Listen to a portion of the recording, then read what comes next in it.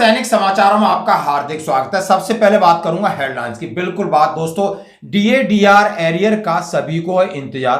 कब होगा आपके खाते में क्रेडिट या पेंशन के साथ आएगा? पीसीडीए के जो रैप हैं उन्होंने क्या जवाब दिया, आप उनकी ऑडियो सुनना। और आगे इसका 2 दिन बाद पूरा क्लियर हो जाएगा कि यानी पेमेंट के साथ आएगा, उससे पहले आएगा। और बात करूंगा दोस्तों 23 अप्रैल यानी आज है 22, कल है JCM joint consulting machinery staff side की मीटिंग। आखिर मीटिंग है किस लिए?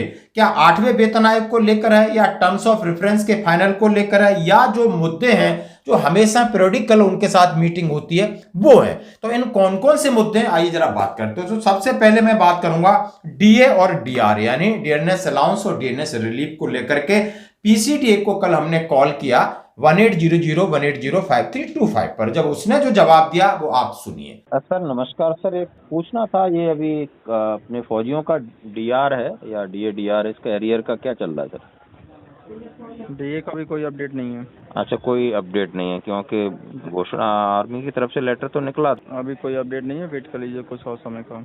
वो कह रहा है कि अभी हमें इस बात का कोई जानकारी नहीं है, कोई क्लियर नहीं है कि आखिर डीए डीआर का एरियर 3 महीने का जो जनवरी फरवरी मार्च का है केंद्रीय कर्मचारी और पेंशनर्स को कब आएगा। हमने जब आपकी रिकॉर्डिंग आप सुन सकते हो, उसके बाद हमने कहा तो फिर हम पेंशन संबंधी मुद्दों के लिए आपके पास क्यों जानकारी नहीं, आप मुझे जानकारी करके बताइए।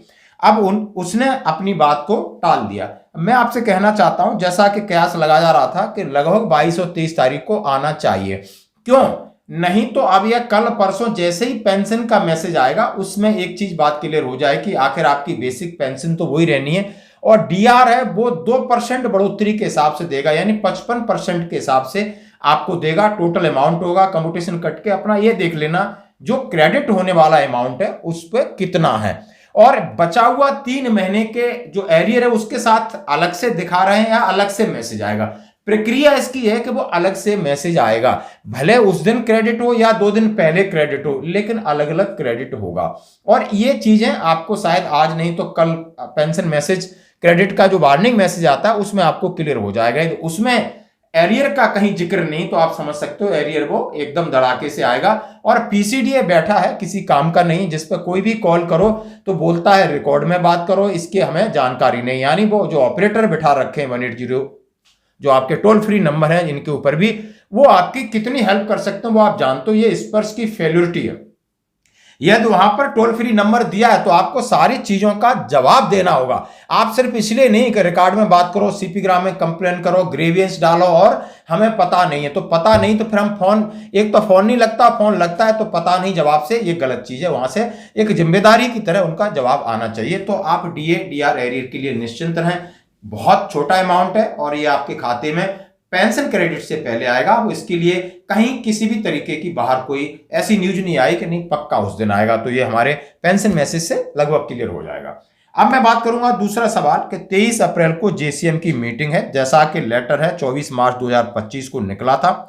श्री शिवगोपाल मिश्रा जी हैं जो secretary staff side national counselling JCM के, 13C Firozshah road new Delhi. All member of standing committee national counselling as per list attach. अब इन्होंने एक लिस्ट डाली है, इसके साथ लगा रखा है कि शिवगोपाल मिश्रा जी अपनी पूरी जो आपके मेंबर्स हैं उनके साथ मीटिंग है। Government of India ministry of personal PGL personal यानी डीओपीपीडब्ल्यू का जो पेंशन विभाग है उसके साथ।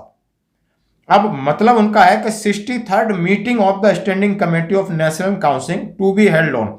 अब 63rd मीटिंग का मतलब है पेरियोडिकल मीटिंग है, यानी हमेशा मीटिंग होती है। और जो जेसीएम है इसमें केंद्रीय कर्मचारियों कि सभी प्रकार की समस्याओं के बारे में डिस्कशन होता है, तो पीरियोडिकली मीटिंग है। अब ये लिख रहे हैं yes there is a scheduled meeting of the standing committee of national counselling of JCM staff side on 23 April 2025। Staff side did not specify the agenda for the meeting, it's likely related to ongoing discussion about the 8th central commission.